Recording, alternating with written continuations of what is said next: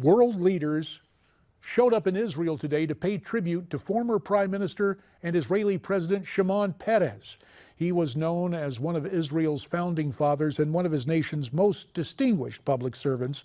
Israeli Prime Minister Benjamin Netanyahu eulogized Peres. Let's take a listen to some of his remarks. Shimon lived a life of purpose.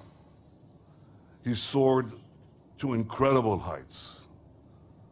He swept so many with his vision and his hope.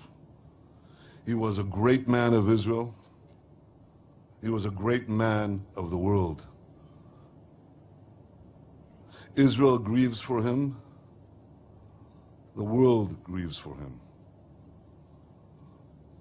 But we find hope in his legacy, as does the world.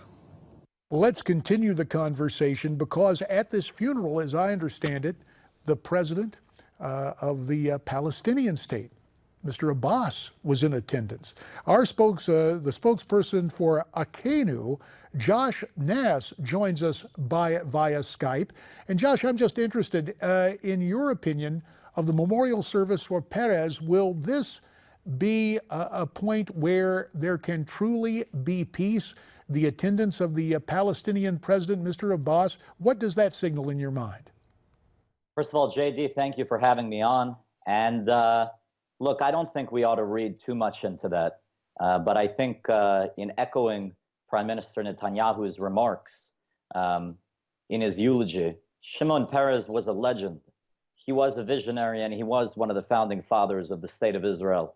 And he will be sorely missed. But more so, and more importantly than anything else, perhaps, he was somebody who was universally respected.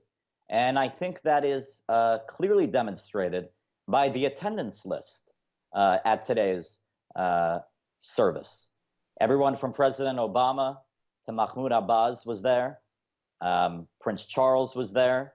And so many dignitaries from across the globe came to pay their respects to a man who really dedicated his life to promoting peace and aspiring to a peaceful solution to a conflict that continues to unfortunately drag on.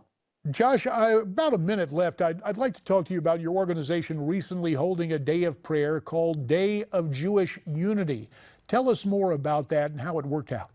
An extraordinary organization. They ought to be commended to it. They invested a tremendous amount of resources into this. JD, we have so much rancor in our political climate. We have so much unfortunate homegrown terrorism. There's so much, this we can all agree upon, there's so much for us to pray for. On Tuesday, September 27th, between 7 a.m. and 2 p.m., the organization held a call to action.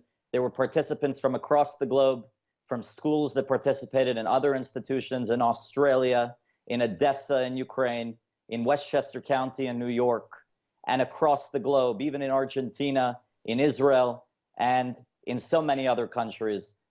It was an extraordinary, extraordinary event, an extraordinary moment, and really a historic one. And you know, Josh, as you mentioned this, the act of prayer helping to ease the polarization, because we certainly have seen polarized politics in Israel as well as in this country. Josh Nass, thank you so much for your time. There is more ahead here on America Talks Live, so stay with us.